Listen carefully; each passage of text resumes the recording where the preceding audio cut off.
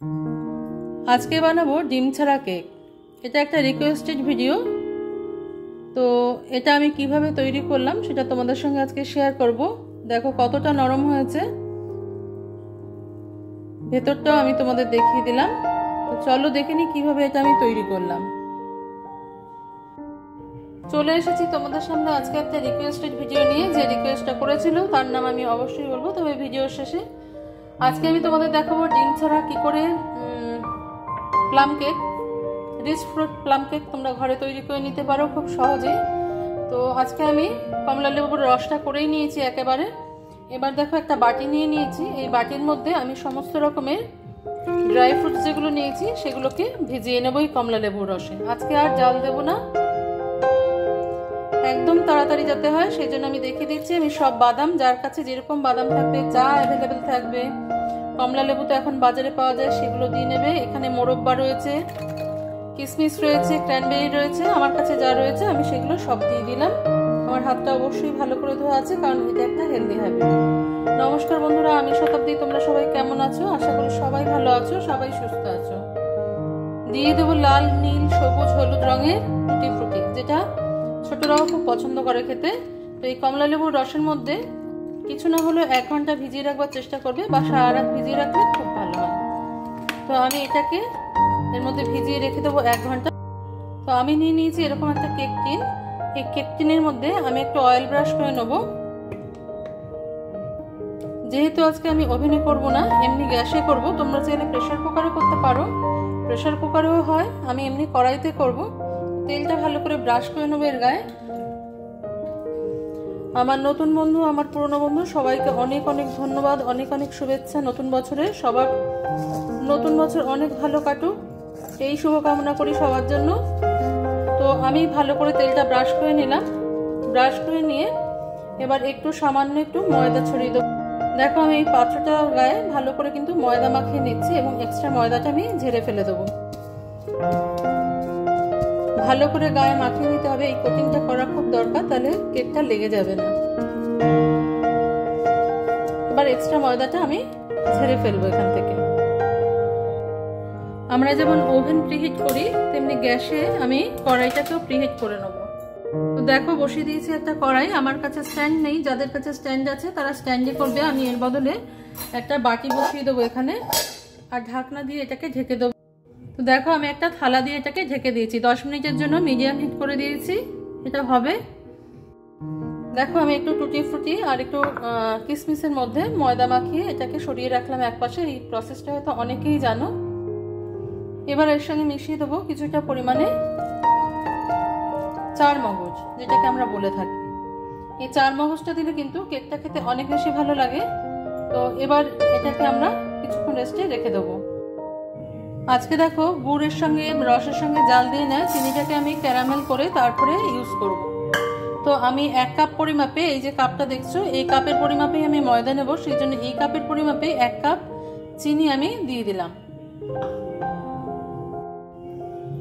High হিটে রেখে আমি এটাকে একটু নাড়িয়ে নেব। এর মধ্যে কিন্তু আর কিছু যোগ করব না এখন।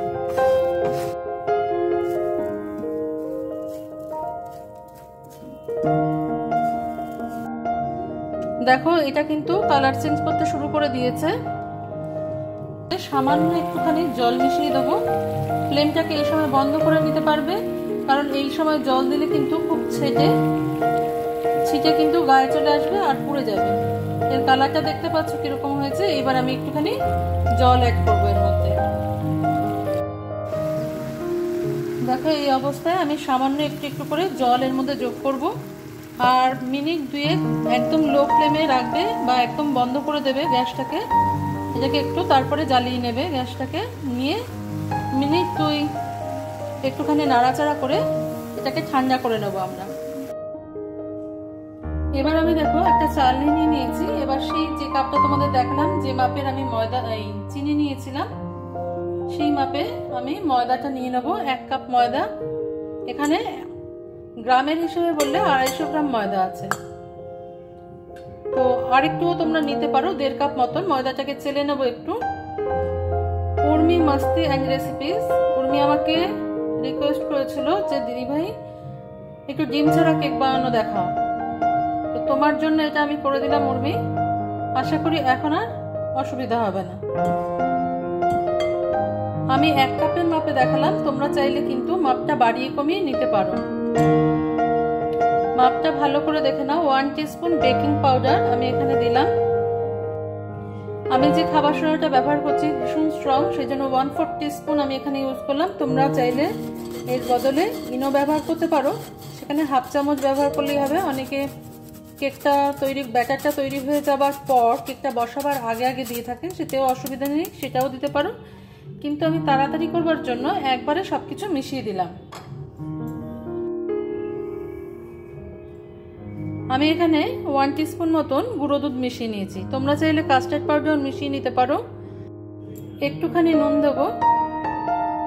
এর আগের দিনও যখন কেক বানিয়েছিলাম তোমরা খেয়াল করেছো আমি সামান্য একটু গরম মশলার গুঁড়ো ব্যবহার করেছিলাম, এখানেও একটু সামান্য দিয়ে দেবো, এতে ফ্রুট কেকের ফ্লেভারটা খুব ভালো আসে। এবার আমি ভিজিয়ে রাখা যে ফলগুলো রয়েছে, দেখো শোক করে নিয়েছে, এটা মিশিয়ে দেবো। আমি ব্যবহার করছি, তোমরা না চাইলে নাও করতে পারো, অপশনাল। আমি একটুখানি সামান্য একটু গোলমরিচের গুঁড়ো দেবো এতে। দিয়ে দেবো রুম টেম্পারেচারে থাকা 1 কাপ দুধ। এই দুধটা আমি অল্প অল্প করে মেশাবো আর এটাকে মেশাতে থাকবো। জিনিসগুলো তৈরি থাকলে হাতের সামনে করতে কিন্তু বেশি সময় লাগে না।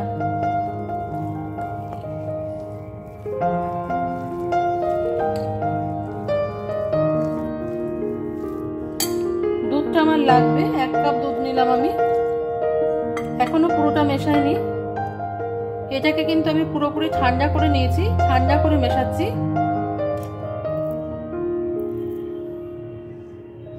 কিছুটা বাঁচিয়ে রাখলাম, যদি বেশি পাতলা হয়ে যায় ব্যাটারটা তাহলে অসুবিধা হবে।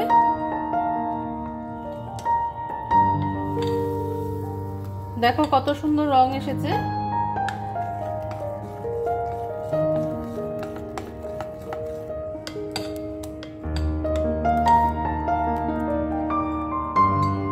এবার আমি এর মধ্যে মিশিয়ে দেবো। দেখো আমি সাদা তেল, যে তেলে কোনো গন্ধ থাকে না সেই তেল ইউজ করেছি এখানে। ভালো করে মিশিয়ে নেব।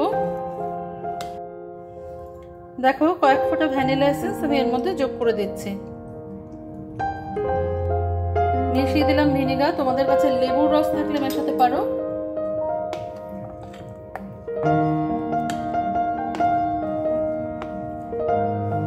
এবার কেক টিনের মধ্যে ব্যাটারটাকে আমি ঢেলে দেবো।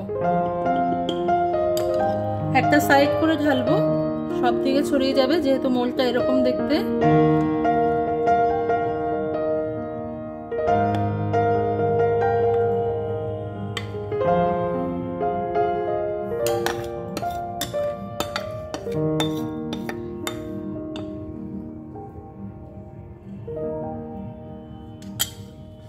এবার আমি এটাকে বসিয়ে দেবো। এর মধ্যে কোনো এয়ার বাবলস নেই, আমি একটুখানি ঝাঁকিয়ে এটাকে ঠিক করে দিলাম। এবার আমি এর উপর দিকে এই টুটি ফ্রুটিগুলো দিয়ে দেবো।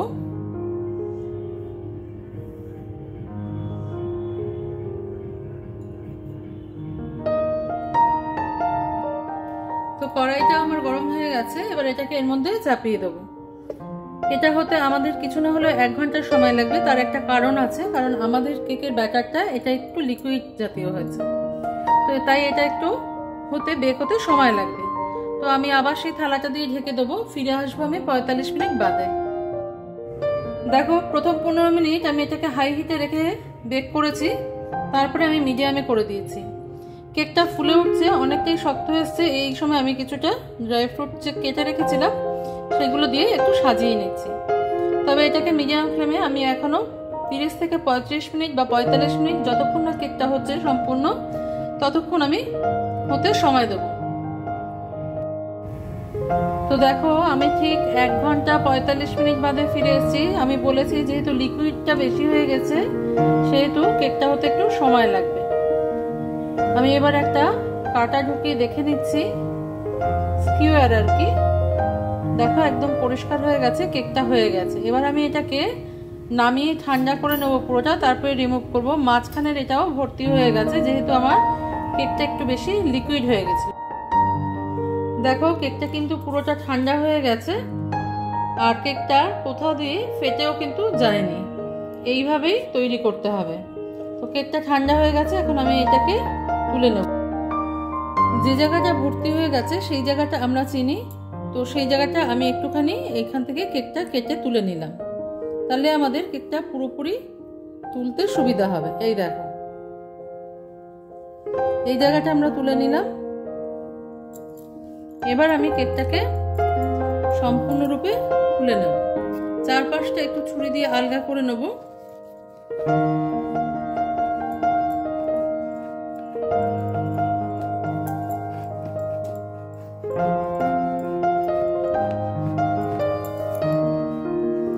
এইভাবে চারপাশটা আমি আলগা করে নিলাম, আর এইটা চারপাশটা আমি আলগা করে নেব, যেহেতু এটা একটু ভরাট হয়ে গেছে।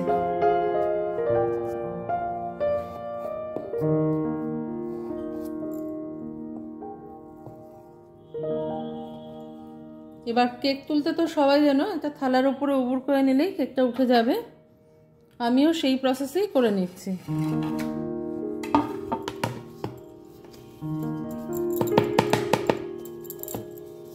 দেখো কেকটা আমার রেডি হয়ে গেছে। এবার আমি একটু কেটে দেখাবো তোমাদের কেকটা কেমন হয়েছে।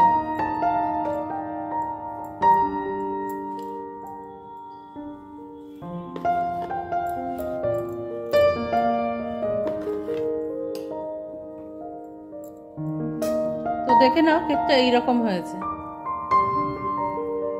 তো আশা করছি এগলেস কেক সবাই এখন তৈরি করতে পারবে। তো আজকে এই পর্যন্তই বন্ধুরা, দেখা হচ্ছে পরের দিন অন্য কোনো রেসিপি নিয়ে তোমাদের সঙ্গে। তোমরা সবাই ভালো থেকো, সুস্থ থেকো।